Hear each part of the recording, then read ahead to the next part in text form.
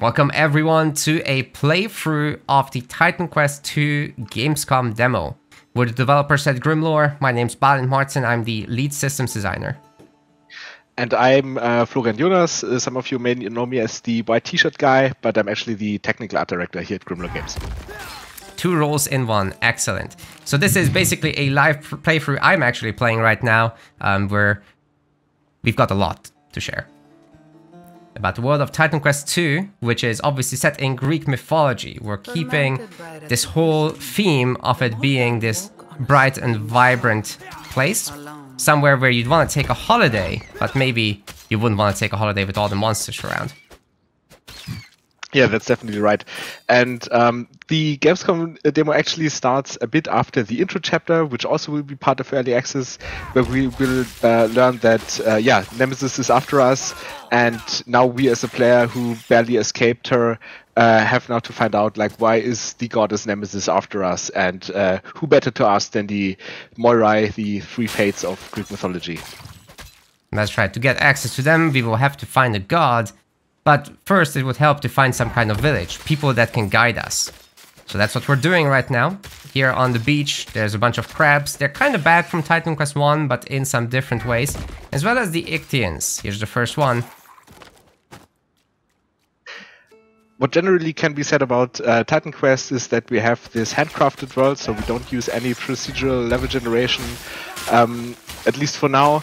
And this allows us to really take advantage of all these little areas that we can design to create memorable situations for the player. Like here, this ladder might be missed by a few people, but it actually leads to a little area where the player can face more Ichthyians and maybe also discovers something else. Yeah, this is also pretty early in the game, so, you know, the encounters, we've deliberately made them quite easy. But we're still putting some rewards here, as well as some nice view with the waterfall over there. And as far as exploration goes, more rewards, more exploration. But it's optional. You don't have to come here to the Altar of Benevolence. Could have just skipped this. Yeah, we're trying to break up these combat pauses like you saw before when Balint was running back from the first Ichthyians, to have these little scenic events like the waterfall. That's right. So we've got a bunch of choice dialogues here that we're currently covering up with the camera, but that's fine. I've requested a staff here, and that brings us to our items, which we've got a lot of items, and they're really cool. Not just in terms of visuals, but also in terms of what they do. So we've brought back, obviously, all the things about rarities that you can imagine. They basically come with a different number of affixes, but we also put the items into these families, which are essentially these visual groupings of the items. And then those will also bring a specific effect with them. The innate effect, the white effect, essentially, here on the overview. Flo, do you want to tell us a little bit about how the visual groupings have been created? Yeah, absolutely. Swap the bow. Yeah, so as in other games, obviously we have a lot of weapon classes, but all these weapon classes, like one-hand sword, shield, bow, all of these we have divided in three families each, as Balint was mentioning already, and each of these families kind of represent or kind of support a playstyle a bit more. I mean, after all, they stay the same, so a two-hand axe, for example, will always be the slow, heavy-hitting weapon compared to a sword, let's say, but there are nuances that can be shifted with these families. So, for example, to stay with the example of the two-handed axes, we have heavy, medium, and light axes, and the light axe might be maybe focusing more on a crit build, while the heavy axes more support this really builds that just want to bring the damage to the enemies. And visually, we kind of differentiate between generated items and uniques or monster infrequents or faction items. And so especially in the early game, or in in combat situation, most of the time, if you're not facing unique creatures, you will mostly find these generated items. And for these families, we have multiple modular pieces that kind of get randomized together. So we want to create this random look where the player can find different looking weapons as often as possible, because we definitely know that loot is a big part of an ARPG, obviously.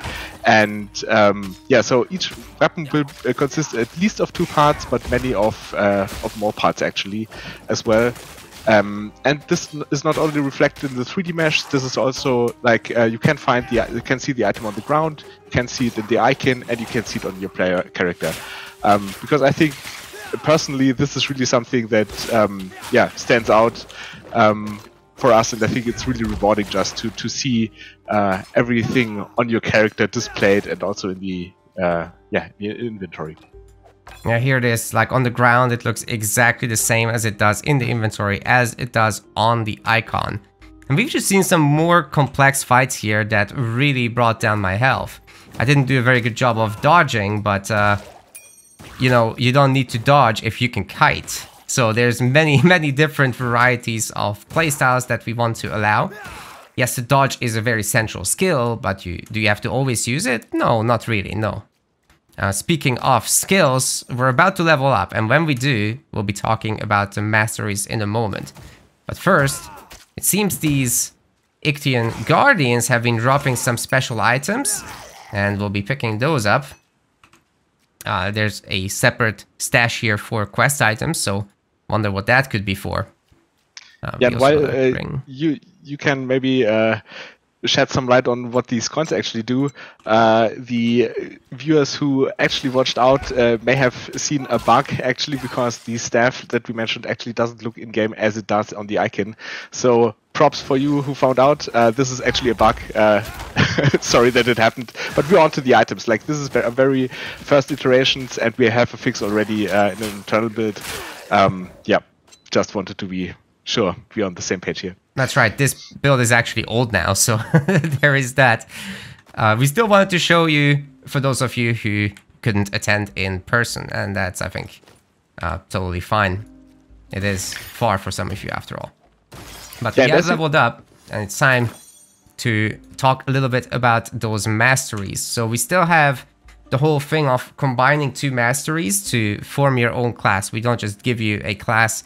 So it's classic Titan Quest stuff. We have active skills as well as passive skills. Of course, what you see here in terms of the size of the skill tree is drastically cut down for the Gamescom demo specifically, so that players with their limited time sessions over there could just get into it and figure out what's going on within the skills. So these are the modifiers that you can slot in, which will cost some capacity slots, which then you unlock with your active points. So if I want to modify my leap slam now to do more stuff, such as also do a stun, then I can assign this, but that will take 2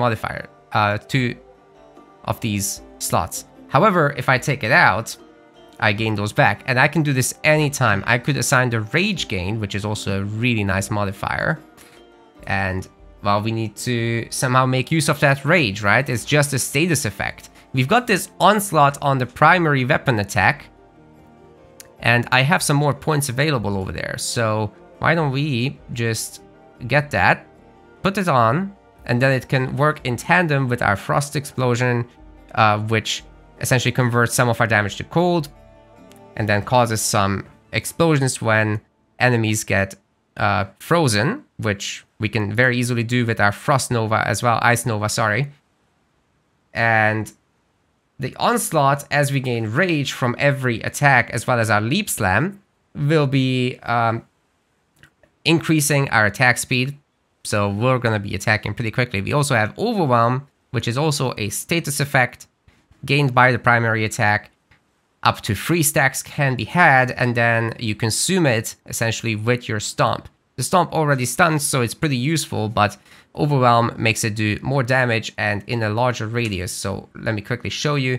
We're going to build up the 3 stacks of overwhelm here, and then consume it with a giant stomp. But once this cooldown is over, we'll be able to see how much smaller the regular one is.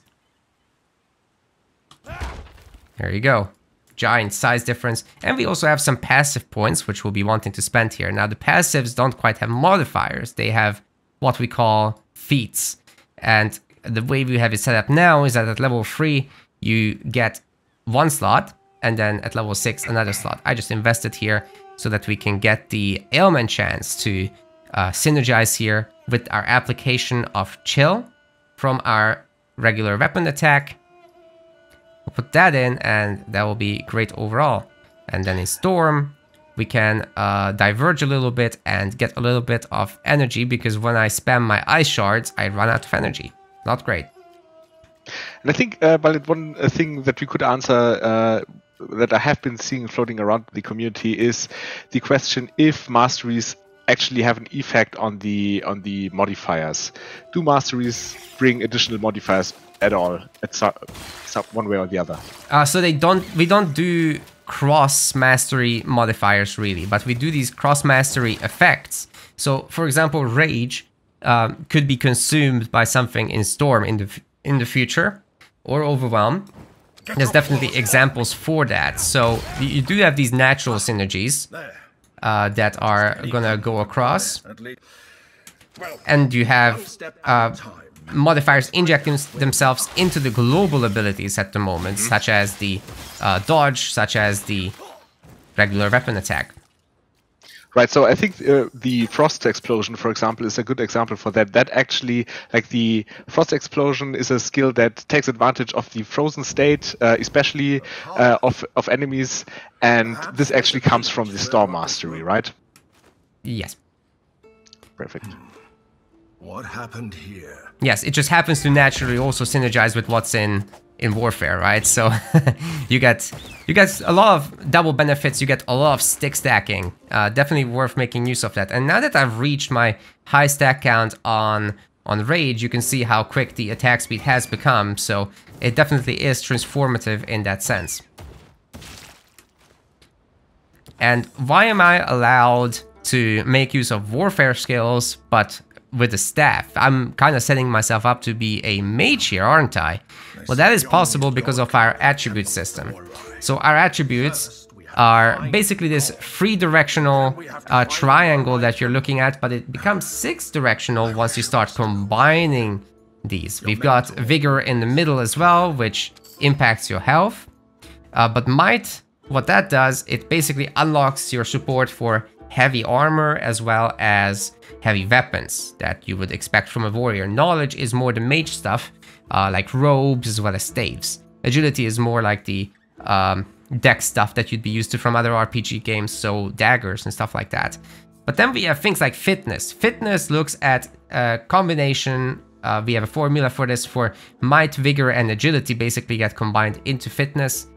Depending on how you spread this out, might and agility contribute more than vigor. But what this does is strike damage and pierce damage gets increased by fitness, and then resolve, the combination of might, vigor, and knowledge, that will give you fire and cold damage. And we have a lot of that right now as well as fitness, but because we are an ice warrior, we kind of wanna, a storm warrior, we kind of wanna go into resolve here to play into cold damage. That's what we have a lot of right now, so we could go more into might and support our heavy armor now and still be a mage in terms of damage, but have the option to swap to pure physical. Flexibility, choice, choice, choice. That's the motto here. So if at some point we find a cool melee weapon, for example, we could switch out that staff, yeah, just for a melee weapon, and that would just work just like the staff in the build, right? Mm-hmm. We will at some point definitely swap for something. We do want to show off the stuff after all. The teleporters, it will come in very useful momentarily.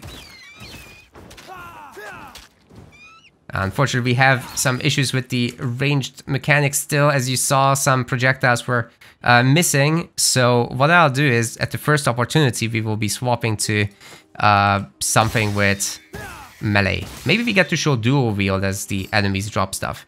But yeah, it's not always bright and pretty in Greece over here. We've got the caves. It's gonna be kind of chock full of spiders, as well as skellies. Stuff like that you can totally expect. We don't shy away from the ARPG staples, but we're definitely in a brighter spot than most of the competition would be. Maybe I can quickly say something about the ragdoll, because I saw that also in the comments. I think people were complaining a bit, rightfully so, in the trailer that there was a bit lack of ragdoll physics, although it was already enabled. We didn't make it in time for the trailer. We definitely amped it up for the gamescom version though. And we also invested a bit more into that system. So the ragdoll impact is a pure visual thing, right? But if the death blow which triggers the ragdoll is now actually a bit adjustable. So each skill and also each weapon will have a different impact on how far the enemies will actually be flung. So if you kill somebody with a two-hand axe or a heavy warfare skill, you will definitely send the spiders flying. Although just a death blow with a dagger, for example, will not have the same impact. That's right. So we've got these exploding spiders, which you would have to basically avoid. They get a lot more interesting when they're combined with others. Obviously, one-on-one, not a huge threat. But we do want to go for this more complex fighting situation. Like here, if I let myself get caught by that web, I get slowed down. And I happen to take some of the explosion damage from the spider, but not the damage over time area. If I take both, my health would have been down to like half or so. If there's multiple of those exploding spiders, I'd probably be dead. Now this is also a tougher encounter, however, here with the Revenant.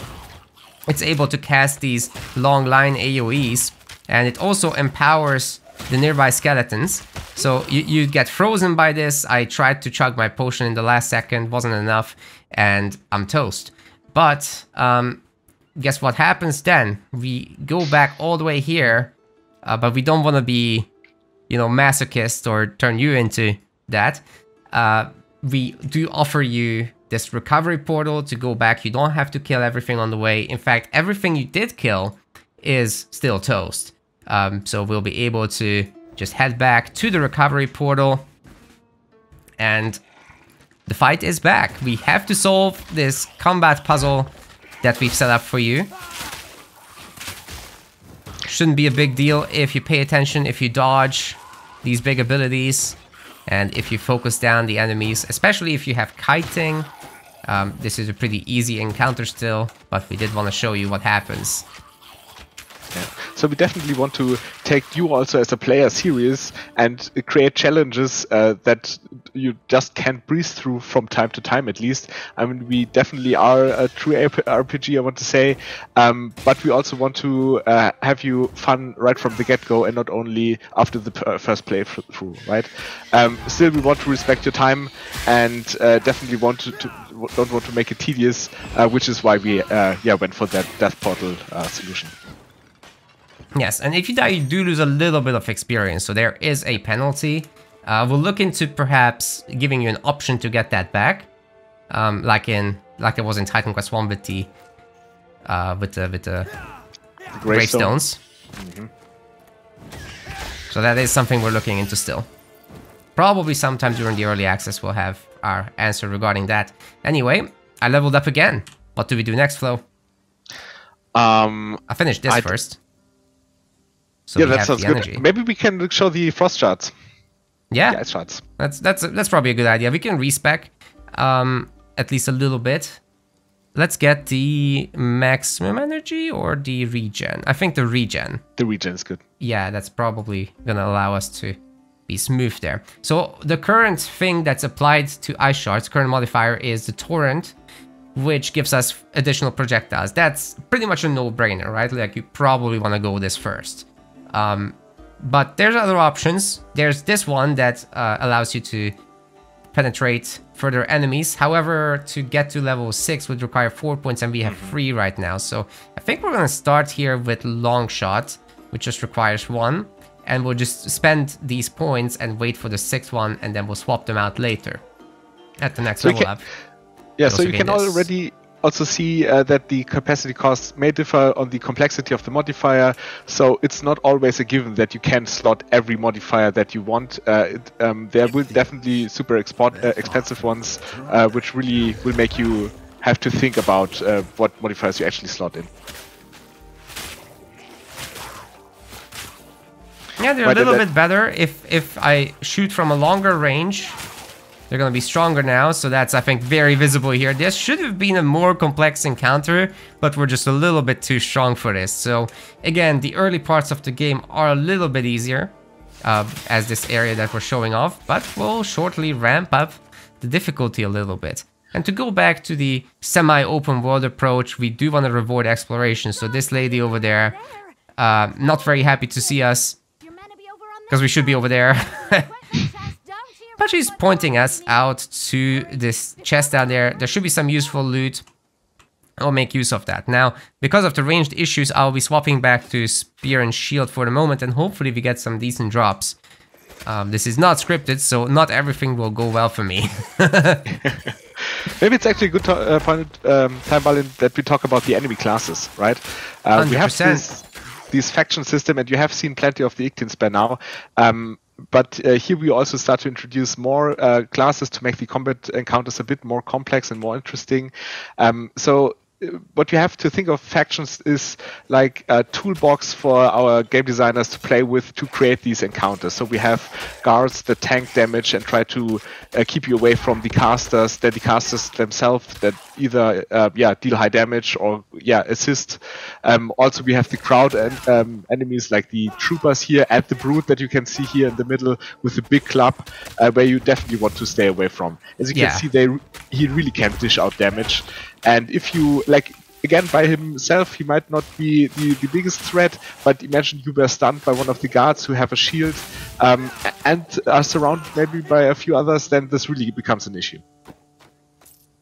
That's absolutely right. And, you know, we've seen earlier the man catcher, the guy with the giant halberd, as well as his net that he can throw. So he can net you, and then the brute comes in, he slams on the ground. It's also a very powerful ability that you have to be wary of, and you know, we just really want to demand a little bit of attention, a little bit of creativity to solve these combat encounters. But again, early on we're still simple. Later on we will start mixing these more advanced creatures together, and actually we'll get to show that later in the demo as well here. So I've got is this a dagger? That means we can have two, but I need to click on the shield to remove that. We have inventory sorting, of course, by the way, and we have a ton of stats for you to enjoy. This is just a basic overview, but we'll have a lot of advanced stats, and I mean a lot. Now you can see a lot of these are still under construction, but these are at the base level all the stats that we'll provide for you, and we'll try to make sure that they're very clear. We're still working on the tooltips for them, but we'll make sure that it's easy to understand. Now, why did I go double daggers? So the reason it's interesting is because they have a lot of single target damage. So if I come across some tough enemies, I'll be able to just shank them and they'll very quickly disappear. But these basic weapons, these smaller weapons, they don't have a big area of effect. All the weapons have an area of effect in Titan Quest 2, but their shape and size differs. So it's a tiny cone with these. But you get this crazy attack speed, especially once your rage goes up with our current setup. Nemesis. The god Glaukos has a temple near here. And if we are lucky, we maybe find later, the Raging Bull who makes a reappearance. I read it somewhere in the community that they were afraid that we have this pre-placed loot everywhere.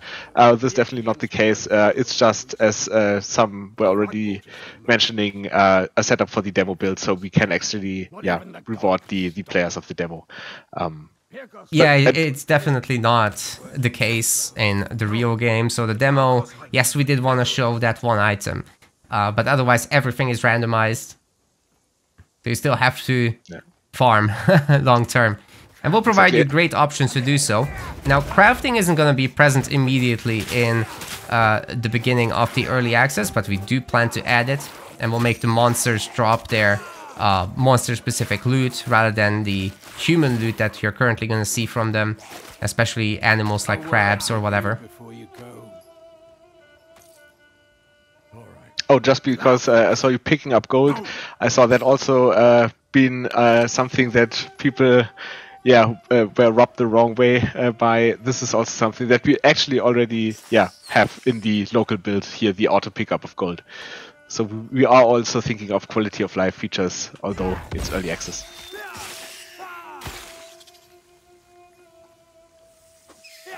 There's tons of these little side areas that you can explore and farm for XP. Like coming here to just go after the spiders. Once we add crafting, this is going to be a lot more meaningful than it is in now, this current example. But, you know, roaming around here, there's a lot of spiders. So if we do something crafting related with spiders, this is a decent place to go. And there will be teleporters nearby as well. There it is. Just walk past it. And we're, I guess one more area that we can very briefly show is this little farm spot with the boars and the birds. Should be familiar from Titan Quest 1. Very hard to see the boars in the tall grass, so they pose a little bit of challenge. Might be surprising you every now and then. And of course there's a big boy. Definitely. I'll let him do his ability. Oh god, that was a mistake. There it is. Big stomp, you definitely want to walk out of that. Yeah, I was told that actually boars played a very big role in Greek mythology, and I mean, by the size of it, I can definitely see how they pose a threat. If I see a 3-meter boar, then I would also try to use both my masteries, running and hiding. Of course, we've got side quests as well. Oh, that's a nice load of items. We even have a scythe here somewhere. So we have two-handed items, of course, for warrior types, but scythes are actually light two-handed items. So a mage type could technically wear this if it was the right type. Now, this is not really lending itself to a mage, but if it had, let's say, a fire version of that or a cold version of that, that could totally happen. We'd also be making sure to cover it on the item, such as with this one, where, you know, the fire staff is on fire. Well, we have that for the physical weapons as well.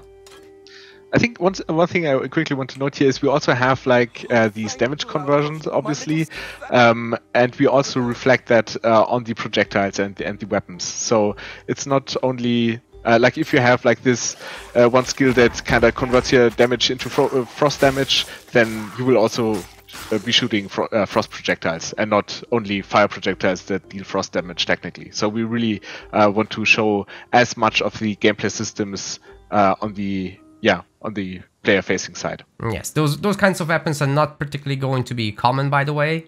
So we know like a sword on fire obviously is a little special, but it's not going to be a unique, unlike that one. There's the Raging Bull. We placed this here on purpose with a very high chance to spawn, just so that we can show it off. And I'm just going to make sure I don't have any extra points to spend, but I don't right now, so that's great.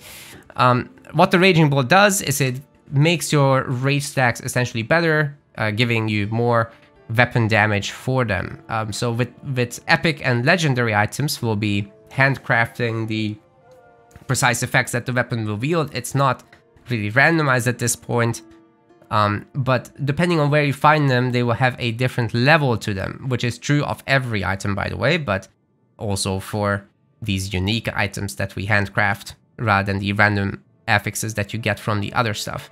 So, why is that important? It's important because you will want to get loot that is close to your level.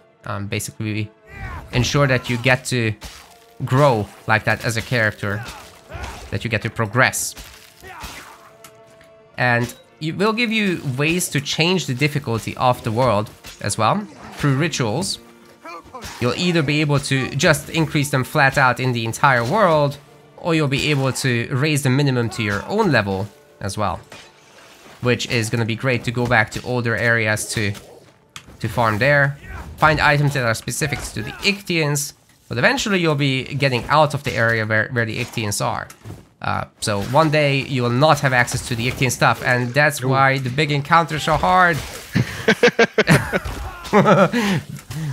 Yes, so all these tougher, higher tier enemies working together using their abilities is definitely commanding some attention, and I'm talking at the same time now. Not the easiest thing. Maybe I can do some talking then. Yes. So as Balint mentioned, this is actually a side quest here. So the guy outside of the cave was crying for help because his sister was kidnapped by Ictians, and yeah, they are held in this cave. This is all content that could have been missed if you don't pay attention to the world. I mean, not everybody will want to do all the exploration, but those who yeah, are interested in that, yeah, we will also cater for. And we actually have also a small riddle here in this cave. So not only can we free the villagers that were kidnapped, but we can also yeah, find a little extra layer if we actually, yeah, again, take a look at the world and yeah, are on the lookout for little things that stand out. Although I have to say, like, these riddles aren't... Oh, nice. Okay.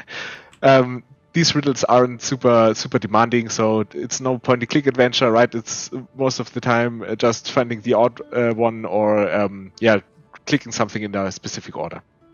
Yes, I did want to stop real quick to talk about that encounter that we just had. So the enchanter was empowering our man-catcher, making him stronger overall, faster as well.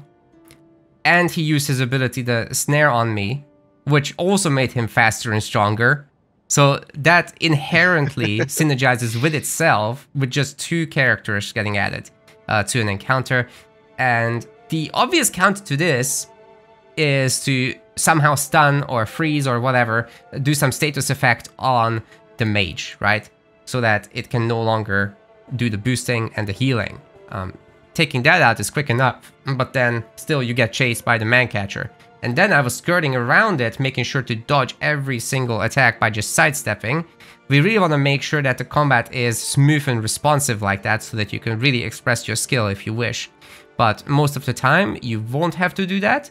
But with a very flimsy character that dies easily, a glass cannon, you would probably want to consider it. Now, we've also picked up this monster infrequent item, the Ictian sword, which has built-in poison damage in the base damage already. So this is what we mean actually when it comes to... Oops, let me just equip that. Yeah, you can visibly see that this is in fact a poison sword. It does poison damage. It's built into the base, not just through affixes, but affixes can also add further to it. Also, in its innate properties, it has 4 cold and poison damage and gives you some poison resistance. So definitely a pretty decent monster infrequent. If I had 2 of them and if I had some cunning, I would probably be wielding this. But for now, I think our build is best for the Raging Bull. So that's how we'll continue. At last, the horrible fishmen have had us penned in like sheep. Can you imagine? We also want to add some character to our NPCs, of course. This is part of the puzzle, but what I'm doing ain't it. We gotta find out what it actually wants from us. Right, and since you mentioned monster infrequents, obviously we are aware of the Titan Quest 1 you loot what you can see what you can get what you see system. But yeah, that's something that we want to get in some form back, but currently we only do that by yeah, loot lists that are fitting to the enemy. We are looking throughout early access into ways to yeah, bring that back though. I think I'm about to level up here. There we go. One more level up before the big encounter. So we were talking about how we're going to use ice shards.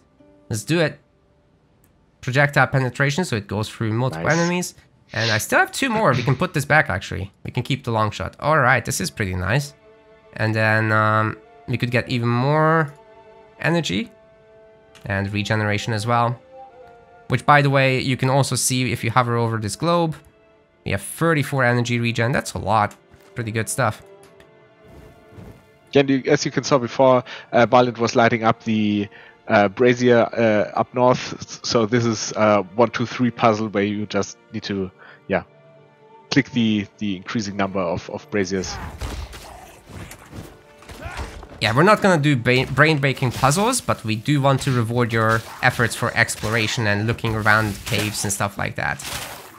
So it's not about complexity, it's about just seeing what's out there. Exactly. And I think this goes really well with the handcrafted world, so I think the level and content designers really did a great job in that regard. I'm probably not gonna pick those up, our inventory is about to be full.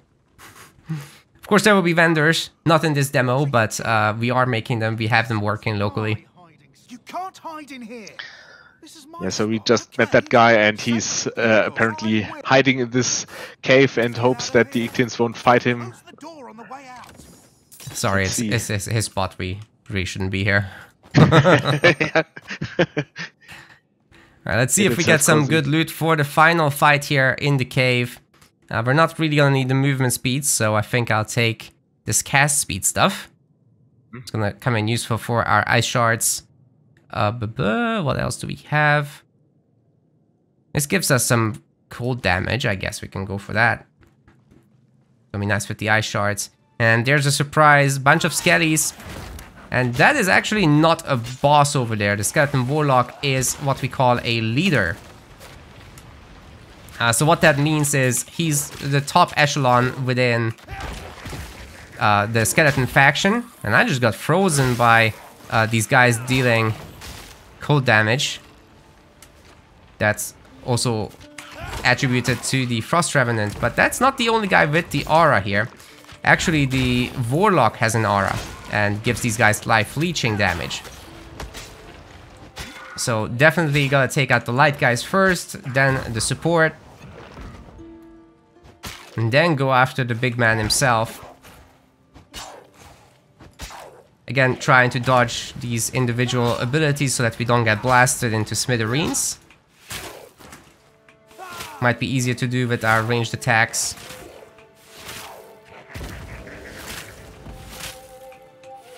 He's immune, by the way, to freezing and all that. That's why I didn't really use that here.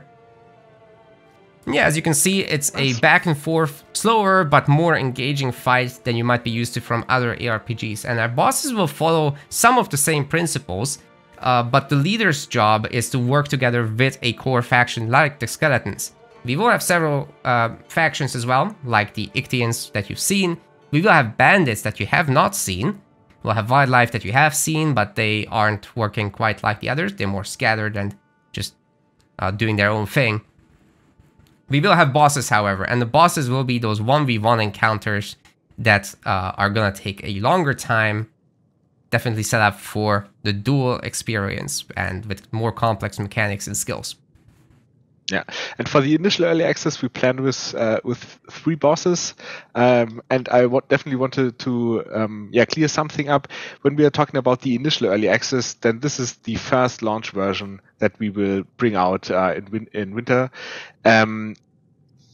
We will follow up this with updates that also extend the content. So when we are saying we're planning with around about 12 hours for a completionist playthrough, this means the 12 hours for the initial release. This will be extended by the follow-up updates, which will bring new chapters, new masteries, more content, more weapons, more loot, more of everything. That's right, and that's all included in your purchase. So there's plenty to still create. We are actually planning and building those new chapters as we speak. And there will be more enemies, there will be more loot, there will be more masteries as well. At least 3 masteries in this very initial drop. And then we'll do even more. And expand on what is there.